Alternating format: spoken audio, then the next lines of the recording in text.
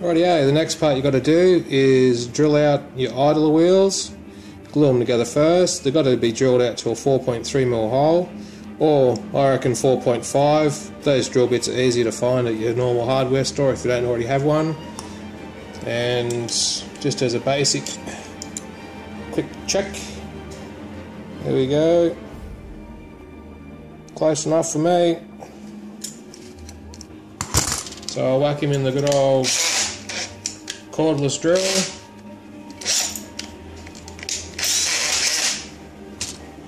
And we'll get into it.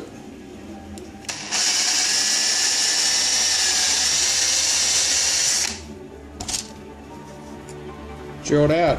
The main reason for that is so the idler arm will actually have a bit of play in there for when she becomes RC.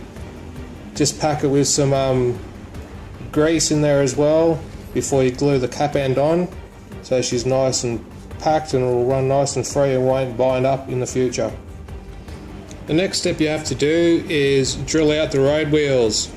I measured the ID of these road wheels and they're actually about 6.8, 6.9 ID, and this little fella that they go on to is 6.5, but believe it or not, they're still really tight and hard to move.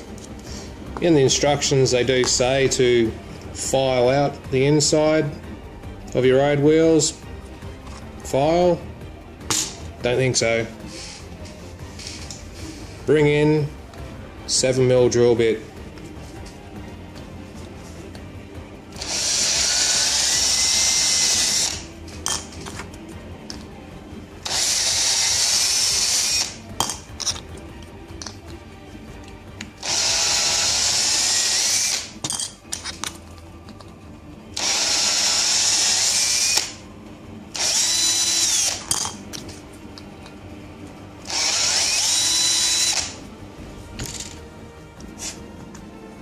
Done. So now you have good wheel rotation. The only thing you might want to do is probably just file off a little on the outside edge here, just so you get some clearance on this guard, and that should be right. And they'll get a little bit extra rotation, but that's fine as it is for me.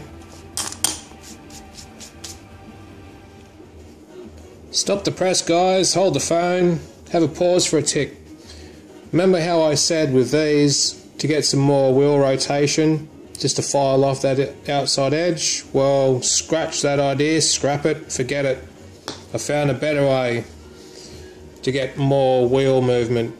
That inside guard, what I've done is just peeled away with my hobby knife the inside edge, just that little bit.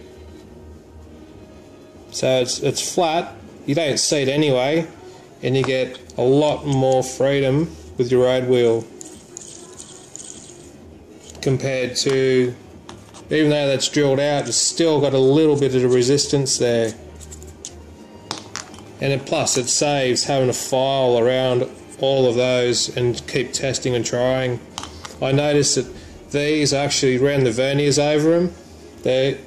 That post actually has a slight taper to it. It's 6.5 here and 6.8 down the back. Trimming that off, that little guard off, just peeling it back with your hobby knife will give you a lot more freedom and quicker.